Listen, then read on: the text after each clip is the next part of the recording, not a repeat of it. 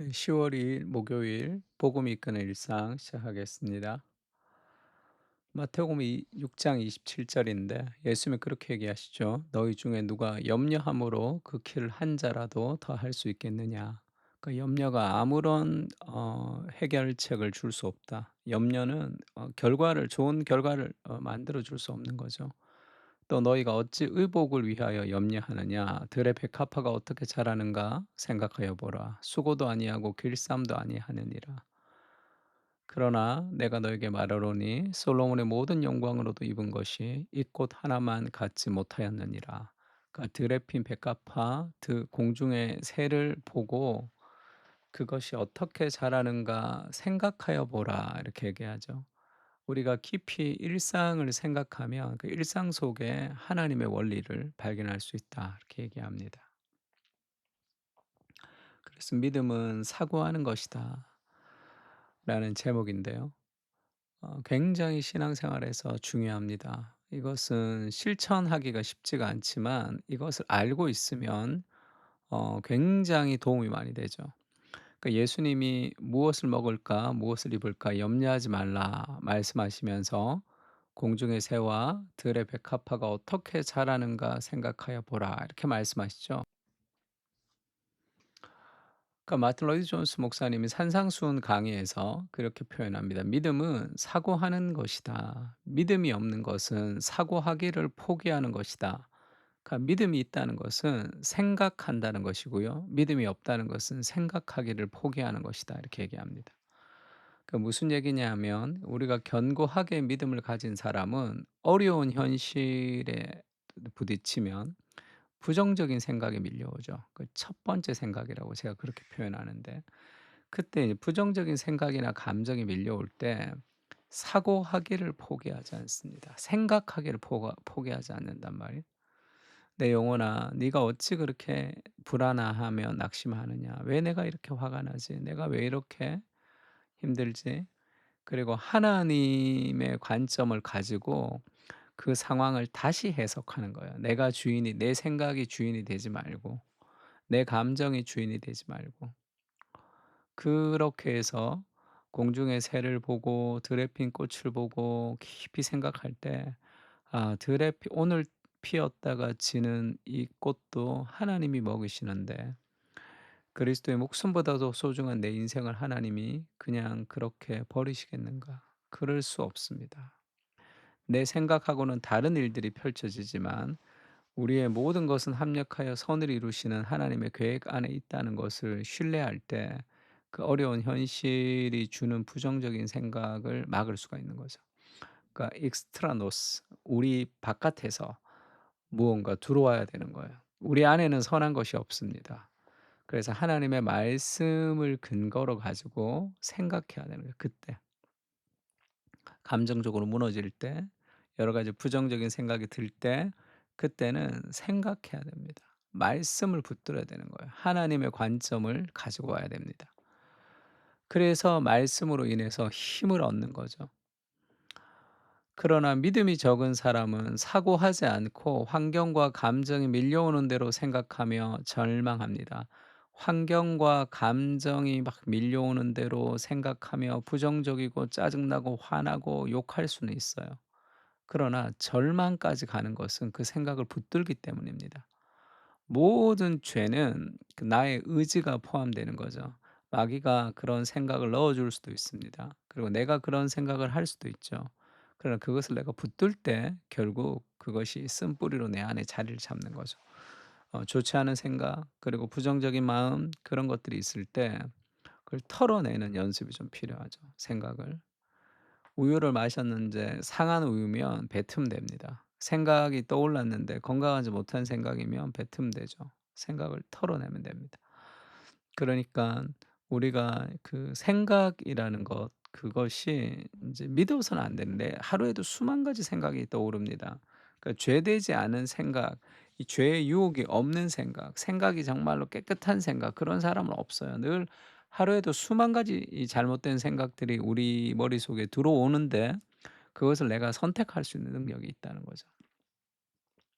다윗이 어 전쟁에 참여했다가 그 이스라엘의 전쟁에 참여하는 블레셋 군대에 합류했다가 다시 돌아왔을 때, 그 시글락에 다시 돌아왔을 때 그 군대들이 쳐들어와서 부하들 그리고 자신의 가족과 그 재산이 다 빼앗긴 그런 사건이 있었죠. 백성들이 엄청나게 울고 다윗을 죽이려고 했습니다. 그때 다윗이 "야 내가 너네들한테 어떻게 했는데 내가 지금까지 너희를 이렇게 키웠는데 너희가 지금 이 일로 나를 죽이려고 해? 못된 놈들." 그렇게 상대방을 비난하면서 끝나지 않았고요. "그래 나 같은 인간은 제대로 인도를 못하는 능력이 없는 존재야. 나는 리더로서 자격이 없어. 나는 아빠로서 엄마로서 자격이 없어." 이렇게 자기 정죄를 할 수도 있겠죠. 근데 그렇게 두 반응이 아니라 다윗이 "군급하였으나 여호와를 인하여 힘을 얻었다." 그런 표현이 있습니다. 다윗이 기도를 통해서 힘을 얻은 거죠. 하나님의 관점을 회복했다는 겁니다. 그러니까 환경이 밀려오는 대로 그대로 따라가면 우리의 생각이 우리를 절망으로 이끌어가는 거, 그게 믿음이 아닙니다. 믿음은 사고하기를 포기하지 않고 싸우는 거예요, 생각의 싸움에서.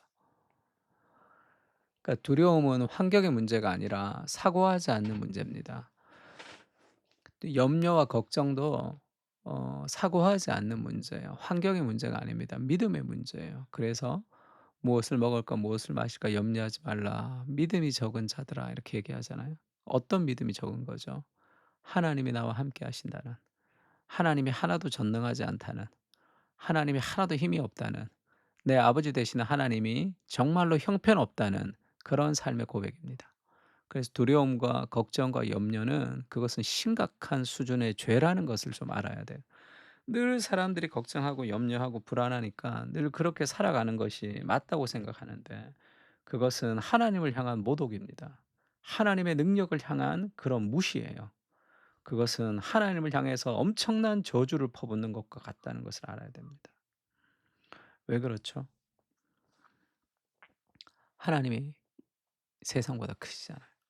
그러니까 믿음이란 보이는 세상의 두려움과 보이지 않는 세상의 하나님을 연결하는 것이에요. 치열하게 생각하고 사고하는 것입니다. 그러니까 믿음의 사람들은 늘 사고하죠. 늘 말씀을 묵상하고 사고합니다. 이건 공부를 잘하고 이런 것과는 달라요. 완전한 삶의 지혜와 성숙으로 이끌어가는 그런 생각이 있습니다. 그래서 신앙생활을 오래 하신, 뭐 초등학교도 안 나오신 그런 할머니들을 한 번씩 보면, 그런 권사님들 보면 정말 삶이 지혜롭고 성품이 성숙하신 분들도 꽤 많습니다. 하나님의 말씀을 묵상할 때 가지는 삶의 그런 지혜죠. 그것은 치열하게 사고하는 거죠. 하나님의 말씀으로 우리의 감정을, 하나님 말씀으로 우리의 생각을, 하나님 말씀으로 우리의 의지를 계속 부딪히면서 우리는 더욱 더 거룩해지는 겁니다. 그러니까 믿음이라는 것은 사고하기를 포기하지 않는, 계속 생각하는 거죠. 하나님의 크심과 하나님의 위대하심과 하나님이 어떤 분이신지를 계속 생각할 때 인생의 문제는 작아지는 거죠. 성경에는 여호수아에게 그렇게 얘기합니다. 모세라는 아주 걸출한 지도자가 있었죠.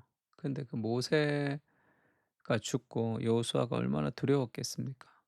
그러니까 율법책을 내 입에서 떠나지 말게 하며 주야로 그것을 묵상하여 그 안에 기록한 대로 다 지켜 행하라. 그리하면 내 길이 평탄하게 될 것이며 네가 형통하리라. 말씀을 늘 읽으셔야 됩니다. 내가 내게 명령한 것이 아니냐. 강하고 담대하라. 두려워하지 말며 놀라지 말라. 왜죠? 네가 어디로 가든지 내 하나님 여호와가 너와 함께 하느니라. 인생에서 우리가 강하고 담대할 수 있는 힘이 어디 있습니까? 나의 능력과 실력이 아니라 여호와 하나님이 나와 함께 하신다는, 그것이 인생의 두려움을 벗어버리게 하는 거거든요. 히브리서는 그런 말씀이 있습니다. 돈을 사랑하지 말고 있는 바를 족한 줄로 알라. 그가 친히 말씀하기를 "내가 결코 너를 버리지 아니하고 너를 떠나지 아니하리라 하셨느니라." 그러니까 돈이 있고 없고의 문제가 아니라는 거죠. '하나님이 나를 버리셨나? 하나님 나를 떠나셨나?' 그렇게 생각하는 것과 마찬가지라는 거죠. 하나님이 절대로 우리를 버리지 않고 떠나지 않는다는 그 삶의 안정감이 좀 필요합니다. 그러므로 우리가 담대히 말하되 "주는 나를 돕는 이시니 내가 무서워하지 아니하겠노라. 사람이 내게 어찌하리요 하노라." 이런 삶의 담대함을 가질 필요가 있죠. 근데 이런 담대함이 그런 은혜로서의 균형도 좀 필요합니다. 돈을 물 쓰듯이 펑펑 쓰면서 뭐 그 하나님이 함께 하신다고 하면 함께 하시는 하나님께서 엄청난 고통을 주죠. 그래서 그것을 배우게 하십니다. 그게 하나님 함께 하심의 일이죠. 인생의 주인이신 하나님, 온 세상은 주님의 손 안에 있습니다. 역사의 주인이신 하나님을 신뢰하며 걱정, 두려움, 염려의 문제를 벗어나게 하옵소서. 내 인생의 주인은 내가 아니라 하나님이십니다. 나의 아버지가 계심을 신뢰하며 안정감 가운데 걸어가게 하여 주시옵소서. 믿음으로 걸어가게 하시고 주와 함께 하심을 신뢰하며 말씀 안에서 오늘을 해석하게 하옵소서. 아멘. 믿음을 가지고 인생의 수많은 삶의 문제들 앞에 치열하게 사고하고 묵상하는 그런 우리가 됐으면 좋겠습니다. 다 같이 기도하겠습니다.